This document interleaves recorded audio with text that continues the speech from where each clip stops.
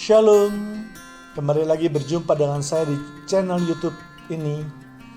Dan saya kira kita semua dalam keadaan baik-baik, bukan? Dalam kesempatan yang baik ini pula saya ingin memohon kepada jemaat Tuhan yang terkasih untuk terus mendukung channel saya dengan membagikan kepada saudara kita seiman yang lainnya agar mereka juga dapat diberkati, atau yang telah memberikan tanda suka atau jempol, atau mereka yang telah menekan tombol subscribe atau lonceng. Saya percaya Tuhan pasti akan membalas semua kebaikan jemaat Tuhan yang terkasih. Baik, hari ini kita sama-sama akan belajar tentang sebuah misteri. Apa yang ditulis oleh Yesus di tanah, sehingga menyebabkan sebuah ahli-ahli Taurat dan orang-orang yang ingin menghukum seorang wanita yang dikatakan kedapatan berzina, akhirnya satu persatu meninggalkan wanita tersebut. Tentu Alkitab tidak akan menulis sesuatu atau menggambarkan sesuatu yang tidak bermanfaat atau tanpa sebab. Sudah banyak atau sudah sering kita mendengar khotbah mengenai peristiwa ini, yaitu seorang perempuan yang berzina di hadapan kepada Yesus.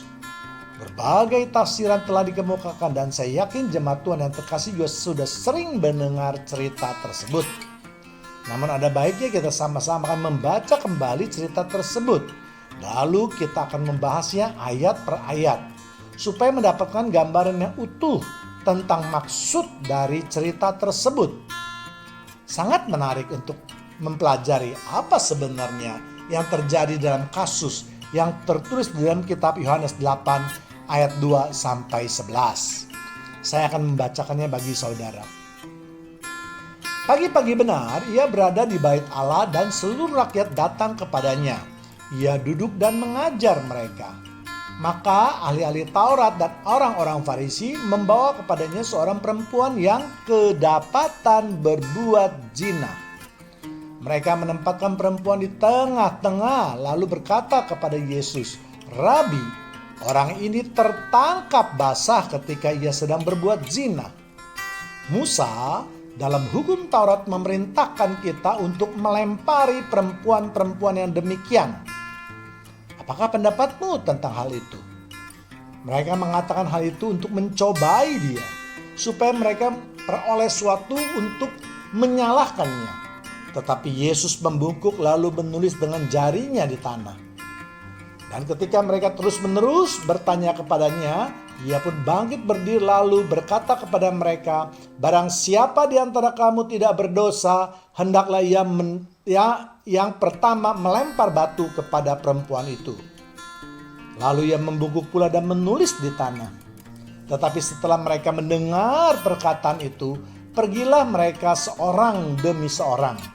Mulai dari yang tertua, akhirnya tinggallah Yesus dengan seorang diri dengan perempuan itu yang tetap di tempatnya. Lalu Yesus bangkit berdiri dan berkata kepadanya, "Hai perempuan, di manakah mereka? Tidak adakah seseorang yang menghukum engkau?" Jawabnya, "Tidak ada Tuhan." Lalu kata Yesus, "Aku pun tidak menghukum engkau. Pergilah dan jangan berbuat dosa lagi mulai dari sekarang." Sebelum kita membahas cerita tersebut, ada baiknya jika kita terlebih dahulu mengerti tentang arti berzina, yang mempunyai kata dasar yaitu zina. Menurut Kamus Bahasa Indonesia, zina itu artinya adalah perbuatan bersenggama atau hubungan bersenggama antara laki-laki dan perempuan yang tidak terikat oleh hubungan pernikahan, atau perbuatan bersenggama seorang laki-laki yang terikat perkawinan dengan seorang perempuan yang bukan istrinya, atau seorang perempuan yang terikat perkawinan dengan laki-laki yang bukan suaminya. Lalu bagaimana menurut Alkitab? Menurut Alkitab, zina itu sama artinya dengan Kamus Bahasa Indonesia, tetapi mempunyai dampak hukuman yang berbeda menurut hukum Taurat. Mari kita lihat apa yang dikatakan di Imamat pasal 20 ayat 10. "Bila seorang laki-laki berzina dengan istri orang lain, yakni berzina dengan istri sesamanya manusia, pastilah keduanya dihukum mati, baik laki-laki maupun perempuan yang berzina itu." Dan untuk lebih lengkapnya, dapat jemaat Tuhan yang terkasih membacanya di Imamat pasal 20 ayat 10 sampai 21. Atau kita lihat juga di Ulangan 22 ayat 22 sampai 24a. Apabila seorang kedapatan tidur dengan seorang perempuan yang bersuami, maka haruslah keduanya dibunuh mati. Laki-laki yang telah tidur dengan perempuan itu dan perempuan itu juga. Demikianlah harus kau hapuskan yang jahat itu dari antara orang Israel. Apabila ada seorang gadis yang masih perawan dan yang sudah bertundangan, jika seorang laki-laki bertemu dengan dia di kota dan tidur dengan dia, maka haruslah mereka keduanya kamu bawa keluar ke pintu gerbang kota dan kamu melempari dengan batu sehingga mati. Atau dapat kita lihat lebih lengkap yaitu di Ulangan 22 ayat 22 sampai 29. Itulah pengertian di dalam kitab Perjanjian Lama. Lalu bagaimana di dalam kitab Perjanjian Baru? Kita lihat di Lukas pasal 10 ayat 11. Lalu katanya kepada mereka, barang siapa menceraikan istrinya lalu kawin dengan perempuan lain, ia hidup dalam perzinahan terhadap istrinya itu. Dan jika si istri menceraikan suaminya dan kawin dengan laki-laki lain, ia berbuat zina. Jadi hukuman arti berzina ternyata lebih berat terdapat pada Perjanjian Baru. Karena dikatakan siapapun yang menceraikan pasangannya, maka mereka dikategorikan berzina. Tidak ada syarat atau kondisi atau apapun juga. Misalnya dengan alasan tidak cocok, sudah tidak bisa hidup bersama lagi, karena tidak punya anak, karena selingkuh, dan lain-lain. Kecuali kalau salah satu pasangannya telah mati. Walaupun banyak orang yang menafsirkan bahwa kalau salah satu pasangan selingkuh, maka mereka boleh menceraikan pasangannya. Ya, memang mereka boleh menceraikan pasangannya, tetapi tidak boleh lagi menikah sampai salah satu pasangannya mati.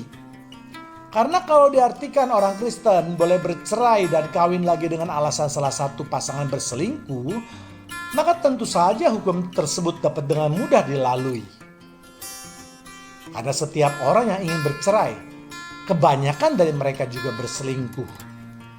Jadi hendaklah pengertian boleh bercerai dengan kawin lagi itu adalah dua hal yang berbeda. Baik, kita kembali lagi ke pokok permasalahan pembahasan kita. Sebelum memulai pembahasan, kita harus diyakinkan dulu apakah peristiwa perzinahan itu sungguh terjadi atau hanya rekayasa dari ahli Taurat dan orang Farisi. Karena jika kita membaca ayat-ayat tersebut di atas, ada kemungkinan perzinahan itu tidak terjadi. Ada 3 pertanyaan yang muncul. Yang pertama, jika peristiwa itu benar terjadi, mengapa yang dibawa hanya pihak perempuan saja? Di mana pihak laki-laki dan para saksi? Bukankah jika semua pihak dibawa tentu akan lebih menguatkan untuk bisa dijatuhkan hukuman menurut hukum Taurat? Sebab tujuan utama dari kasus ini adalah ingin mematahkan ajaran kasih yang sering diajarkan oleh Yesus. Yang kedua yaitu karena adanya kata untuk mencobai dia. Supaya mereka beroleh sesuatu untuk menyalahkannya, yaitu di ayat 6. Jadi kita bisa berpikir bahwa itu hanya sebuah rekayasa dari ahli Taurat dan orang Farisi untuk membuat Yesus bersalah. Karena di satu pihak Yesus harus menuruti hukum Taurat, yaitu untuk merajam wanita tersebut. Namun di pihak lain ajaran Yesus harus mau memaafkan dan memberi kasih. Jadi inilah perangkap dari orang Farisi dan ahli Taurat, dan mereka beranggapan kali ini Yesus tidak akan lolos dari jerat maut mereka. Dan yang ketiga adalah juga karena ada kata pergilah dan jangan berbuat dosa lagi. Dan bukan dikatakan jangan berzina lagi. Mulai dari sekarang, yaitu pada ayat ke-11. Mari kita buktikan apa yang hendak diartikan dalam Alkitab tentang cerita ini. Yohanes 8 ayat 3. Maka ahli-ahli Taurat dan orang-orang Farisi membawa kepadanya seorang perempuan yang kedapatan berbuat zina. Mereka menempatkan perempuan di tengah-tengah lalu berkata kepada Yesus, "Rabi, perempuan ini tertangkap basah ketika ia sedang berbuat zina." Untuk itu, kita perlu menyelidiki bagaimana keadaan sebenarnya. Berdasarkan ayat 3 dan 4, menurut penafsiran, berzinahan itu memang terjadi. Ahli Taurat dan ahli Farisi memergoki perzinahan tersebut. Namun mereka gagal menangkap pihak laki-lakinya ataupun para saksi. Mungkin ketika mereka mendobrak pintu kamar, pihak laki-lakinya sudah melarikan diri melalui jendela misalnya. Sehingga mereka tidak sempat melihat wajah dari pihak laki-laki. Dengan demikian dikatakan perempuan ini tertangkap basah ketika sedang berzina. Sedangkan laki-lakinya tidak tertangkap. Jika tertangkap, seharusnya mereka mengatakan menangkap kedua belah pihak. Maka pernyataannya itu adalah mereka tertangkap basah, bukan perempuan ini tertangkap berzina atau tertangkap basah. Jadi asumsi yang dipakai oleh ahli Taurat dan orang Farisi adalah pada waktu pintu didobrak, maka sesosok bayangan yang melarikan diri. Mungkin dengan pakaian yang belum lengkap, bahkan mungkin baju atau celana atau benda-benda lain laki-lakinya masih tertinggal di dalam kamar tersebut. Demikian juga mungkin dengan keadaan si wanita yang mungkin masih tidak memakai pakaian lengkap. Rambutnya acak-acakan, tempat tidurnya tidak rapi, dan sebagainya. Yang memungkinkan mereka untuk berpikir bahwa memang terjadi perzinahan di kamar itu. Memang mereka dapat menanyai perempuan tersebut, namun tetap saja kasus ini akan sulit untuk diadili, mengingat hukumannya adalah sangat berat. Maka jikalau pihak perempuan mengatakannya, namun pihak lelaki akan membantahnya. Dan jika perempuan akan kalah karena tidak ada dua saksi. Apalagi hak-hak perempuan sangat dibatasi atau terbatas dalam pertemuan jemaat atau sidang. Dan hal ini mungkin jemaat Tuhan dapat melihat di channel YouTube saya yang lain yang saya beri judul "Bolehkah Perempuan Menjadi Pengkhotbah?" Dengan demikian, peluang untuk membawa perkara ini untuk diadili adalah sulit. Namun, karena mereka berkelompok, maka mereka berharap dapat menekan Yesus untuk mengambil keputusan, walaupun hanya dengan satu pihak saja. Dan ini juga terjadi dalam kehidupan nyata ketika dalam kasus BTP atau Ahok, maka banyak juga orang secara bergerombol menekan pengadilan untuk menjatuhkan hukuman.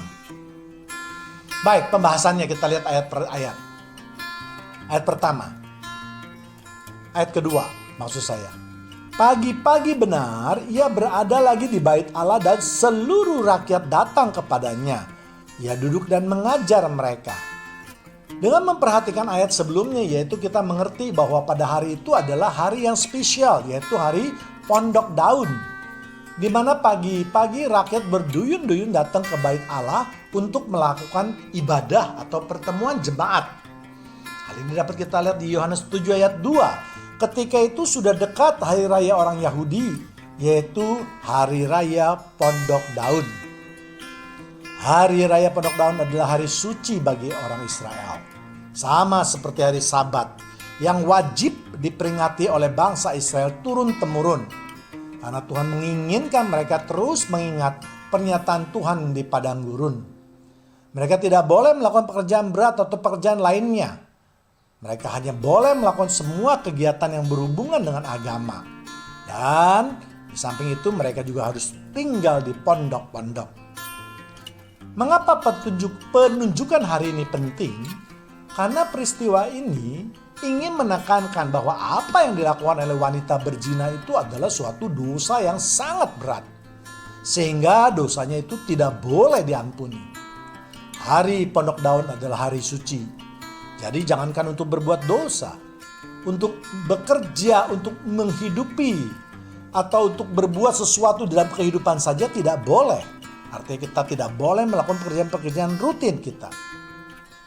Dan di samping itu memang ahli-ahli Taurat dan orang Farisi itu selalu menggunakan hari suci untuk menyerang Yesus. Karena pada hari suci itu banyak orang datang untuk berkumpul. Yesus mempergunakan kesempatan itu untuk mengajar. Sebaliknya ahli Taurat atau orang Farisi mempergunakan hari itu untuk menyerang Yesus. Demikian juga dalam kehidupan kita. Apabila kita mempunyai pikiran yang kurang baik, maka pada setiap kesempatan akan kita pergunakan untuk berbuat jahat. Sebaliknya jika kita baik, maka setiap kesempatan akan kita pergunakan untuk kebaikan. Jadi sebenarnya ada 5 rencana dari ahli-ahli Taurat maupun orang Farisi di dalam kasus ini. Yang pertama yaitu mematahkan ajaran Yesus. Bahwa melakukan zina pada hari suci adalah suatu dosa yang sangat berat yang tidak boleh diampuni. Yang sudah diatur dengan jelas di hukum Taurat. Karena ahli-ahli Taurat dan orang-orang Farisi tahu bahwa ajaran Yesus adalah kasih dan memberi pengampunan.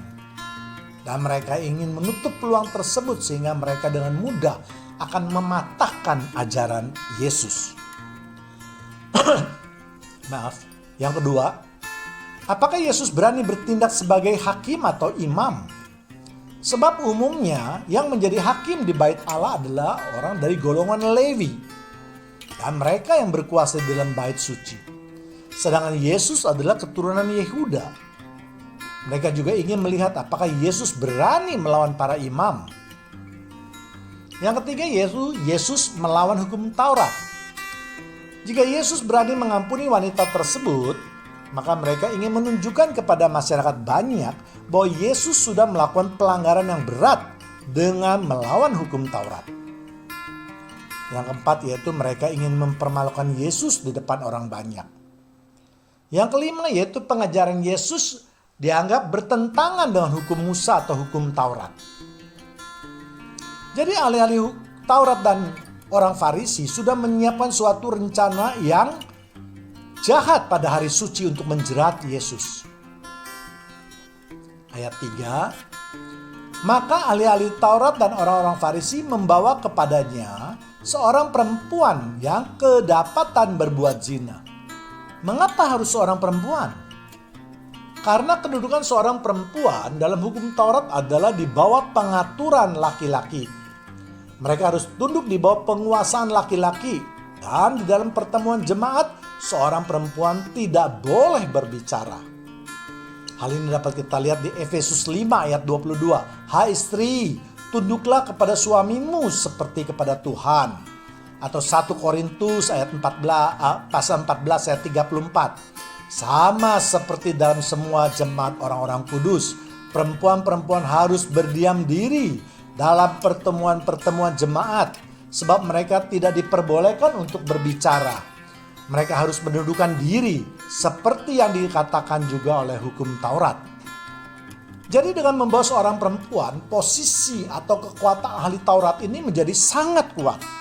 Karena seorang perempuan itu harus diam di dalam pertemuan jemaat.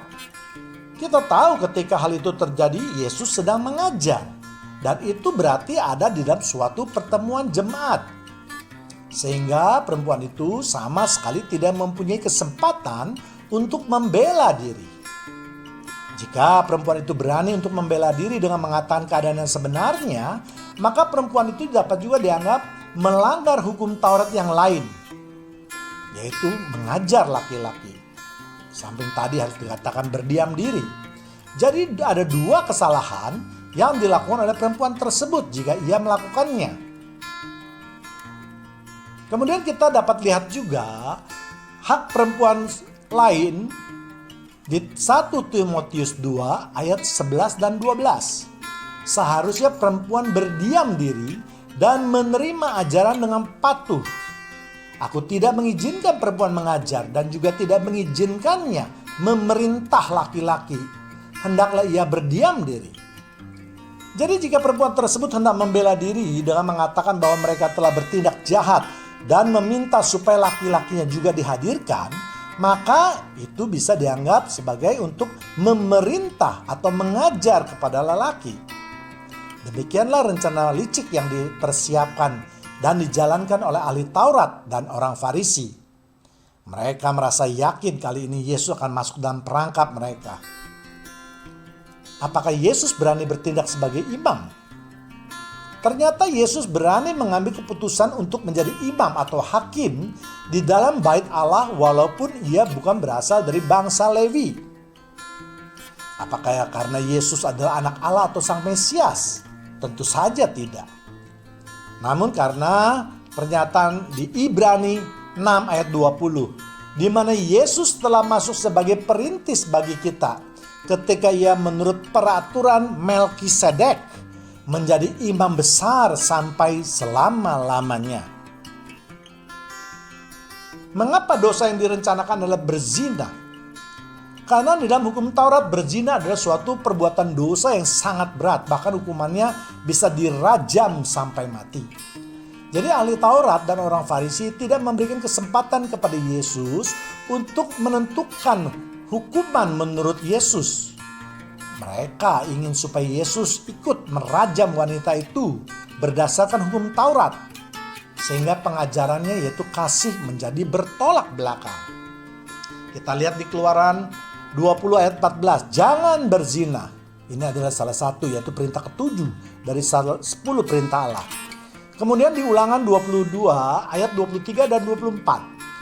Apabila ada seorang gadis yang masih perawan dan yang sudah bertunangan, jika seorang laki-laki bertemu dengan dia di kota dan tidur dengan dia, maka haruslah mereka keduanya kamu bawa keluar ke pintu gerbang kota dan kamu melempari dengan batu sehingga mati. Perempuan itu, karena walaupun di kota ia tidak berteriak-teriak, dan laki-laki itu karena ia telah memperkosa istri sesamanya manusia. Demikianlah harus kau hapuskan yang jahat itu dari tengah-tengahmu. Jadi berdasarkan penjelasan di atas bahwa rencana jahat ini kemungkinan benar pasti berhasil. Karena semuanya sudah diatur dalam hukum Taurat dengan sangat jelas. Dan ini juga sangat dipahami oleh orang Yahudi.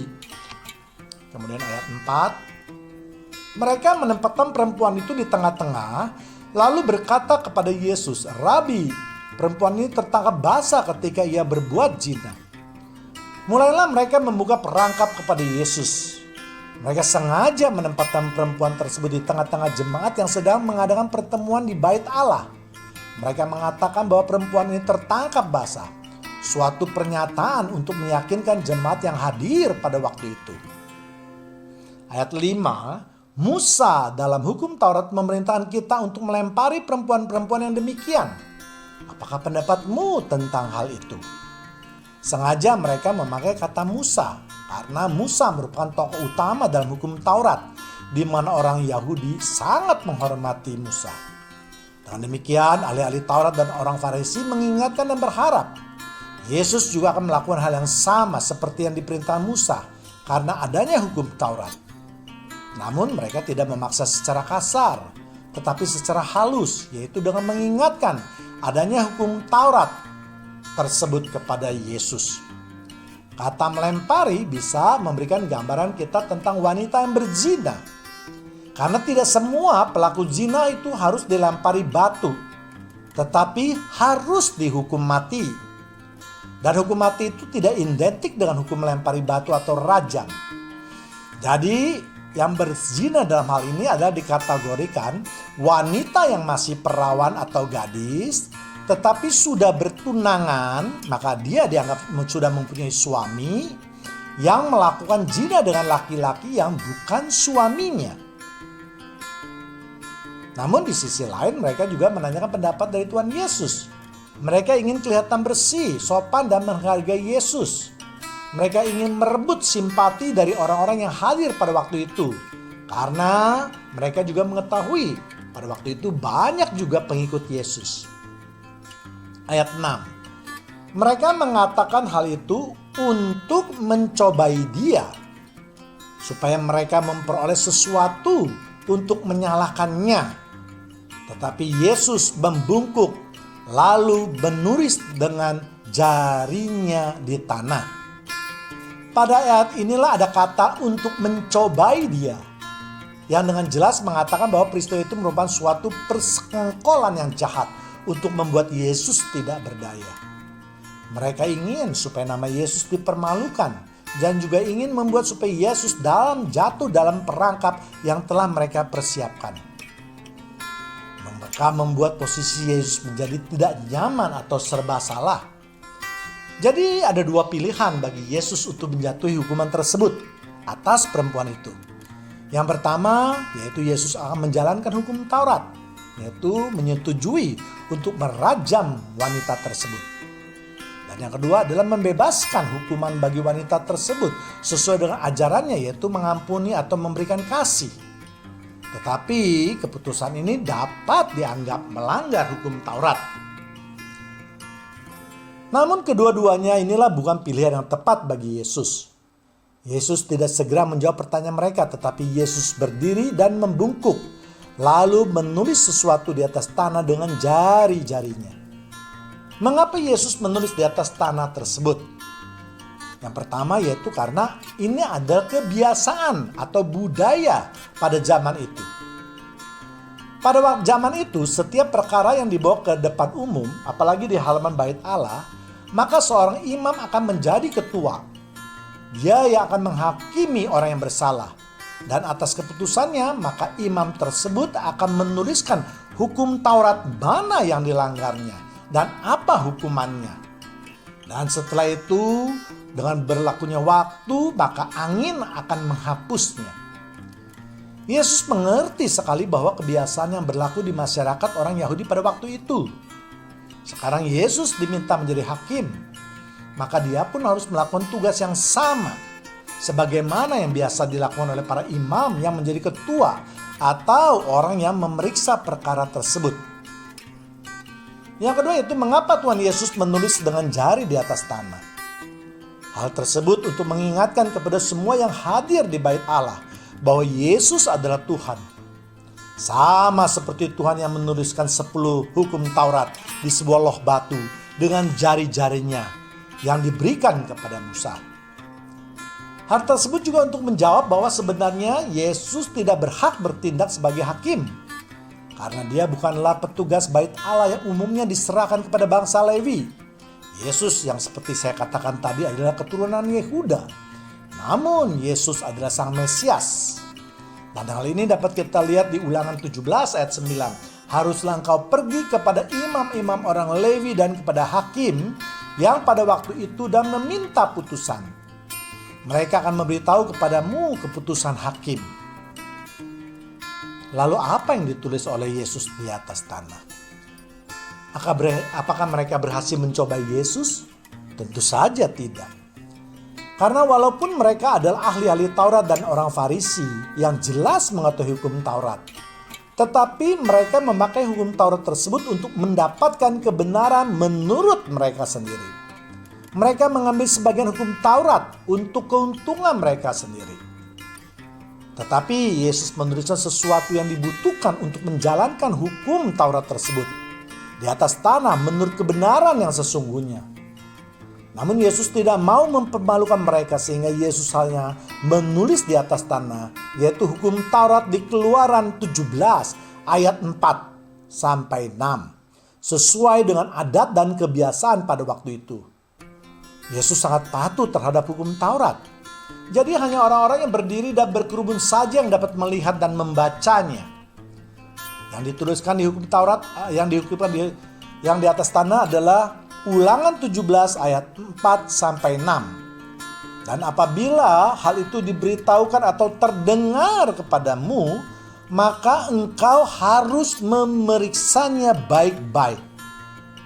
Jika ternyata benar sudah pasti bahwa kekejian itu dilakukan di antara orang Israel, maka engkau boleh membawa laki-laki atau perempuan yang telah melakukan kejahatan itu keluar ke pintu gerbang. Kemudian laki-laki atau perempuan itu harus kau lempari dengan batu sampai mati. Atas keterangan 2 atau 3 orang saksi haruslah mati dibunuh orang yang dihukum mati. Atas keterangan satu orang saksi saja, janganlah ia dihukum mati.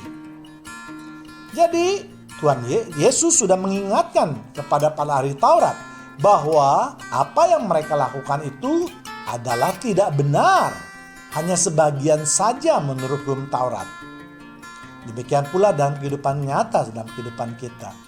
Banyak pengkhotbah atau gembala yang hanya mengambil satu potong ayat saja tanpa menjelaskan maksud apa yang terkandung sebenarnya yang dikehendaki oleh Tuhan.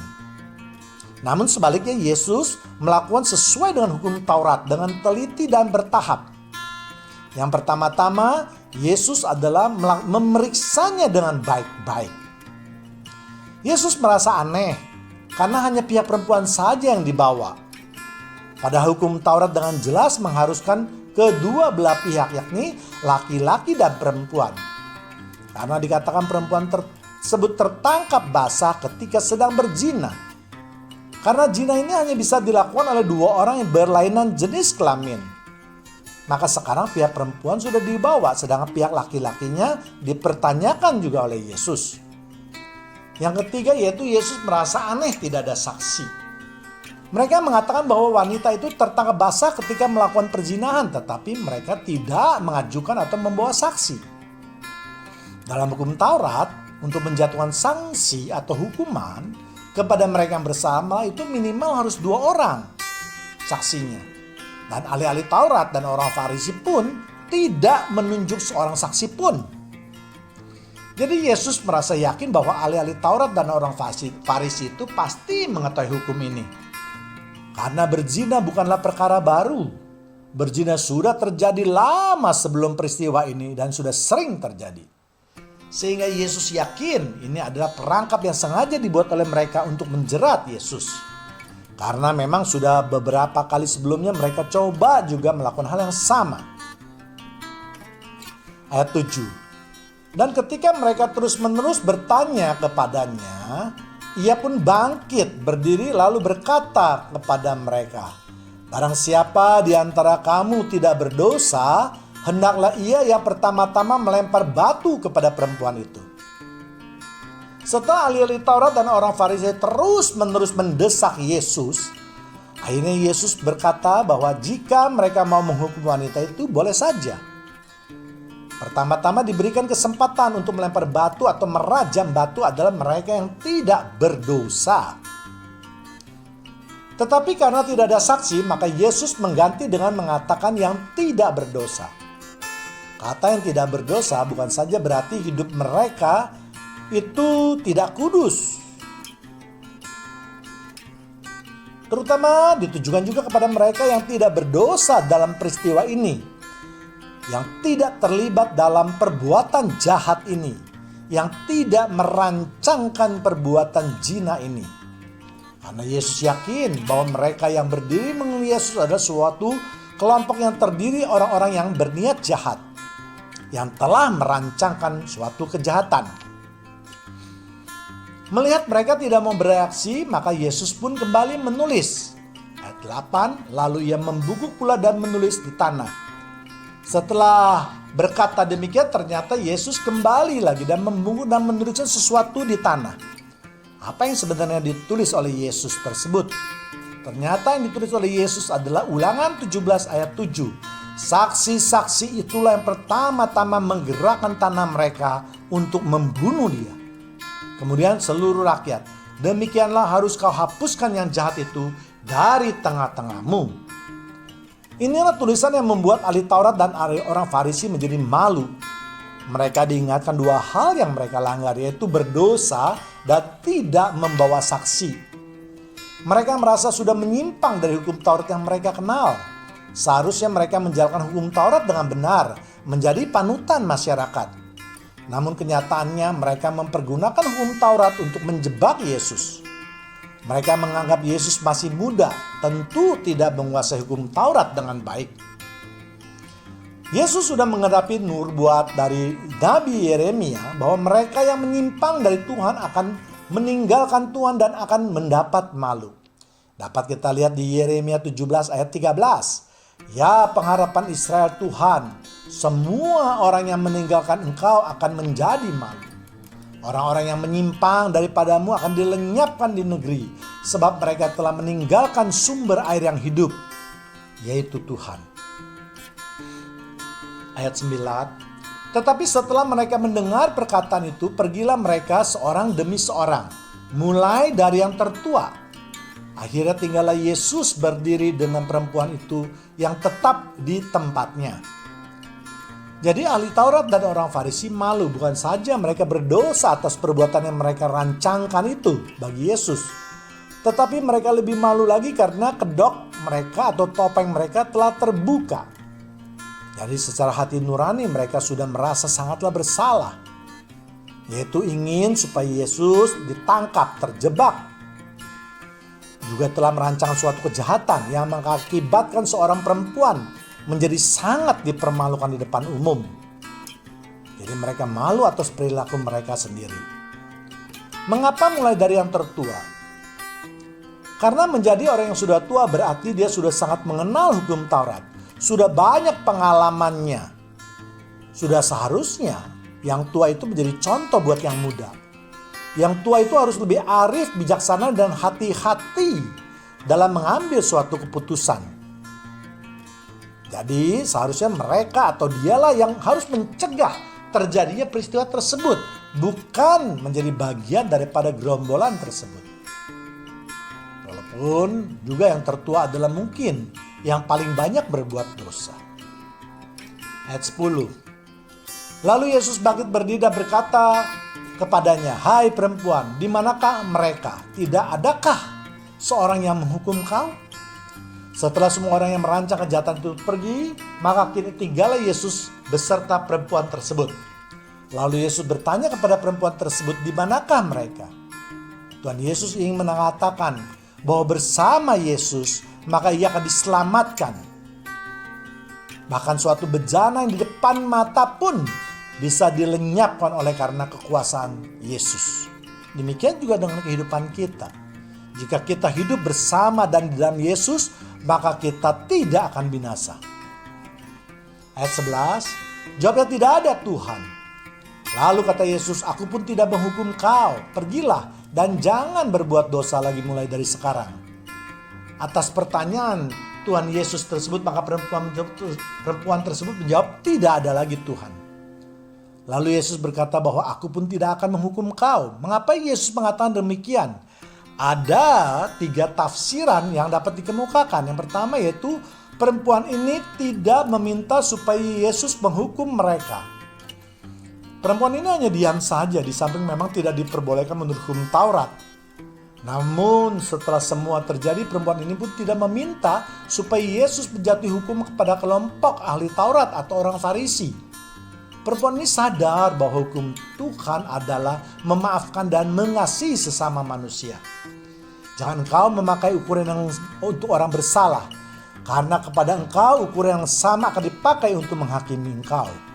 Perempuan itu tahu bahwa ia termasuk orang yang berdosa, sehingga ia memilih lebih baik diam atau berdiam diri dan berserah.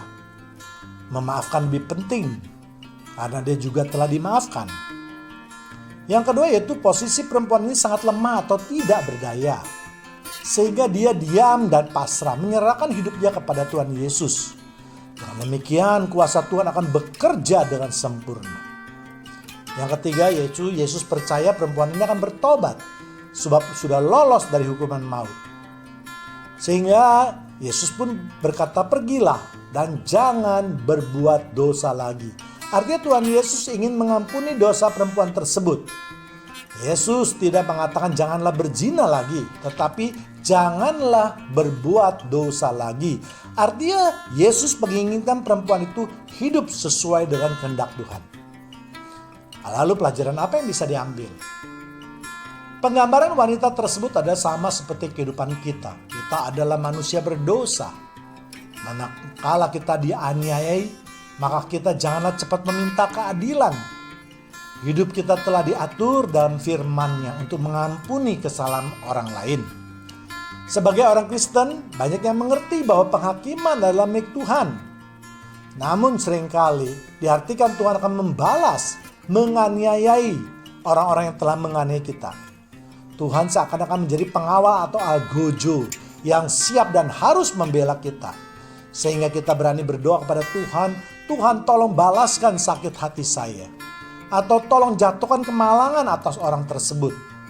Seakan-akan kita adalah Tuhan, padahal kita adalah hambanya. Kita harus ingat bahwa salah satu hambatan doa kita yang tidak dikabulkan karena adanya niat jahat. Jadi dengan berdoa seperti itu, bukankah sudah ada niat jahat di dalam hati kita? Hendaklah kita belajar benar-benar mengampuni secara tulus. Tuhan mengatakan kita harus mengampuni, bukan karena kita umatnya yang harus dibela, tetapi Tuhan tidak ingin kita diadili dengan timbangan dan ukuran yang sama yang akan dipakai untuk menghukum dosa-dosa kita. Seperti yang tertulis dalam Lukas 6 ayat 37. Janganlah kamu menghakimi, maka kamu pun tidak akan dihakimi. Dan janganlah kamu menghukum, maka kamu pun tidak akan dihukum. Ampunilah dan kamu akan diampuni. Berserah kepada Tuhan atas semua apa yang kita alami. Sama seperti perempuan tersebut, percayalah Tuhan Yesus akan berbuat yang terbaik di dalam kehidupan kita. Mari kita tundukkan kepala kita. Terima kasih Tuhan. Kalau firman-Mu mengingatkan kami untuk tidak meminta keadilan-Mu semata. Bahwa lebih banyak dosa yang kami perbuat daripada aniaya yang kami terima. Kami tidak sanggup untuk menerima penghakiman-Mu ya Tuhan. Kami tahu daging kami adalah lemah. Namun dengan bantuan Roh Kudus, kami mohon terus dikuatkan. Agar kami terus berintrospeksi dalam kehidupan kami. Janganlah kami melihat selumbar kayu di mata saudara kami nampak, tetapi tidak melihat balok di depan mata kami. Dan kami mengerti bersama Tuhan, maka yang terbaiklah yang akan kami terima.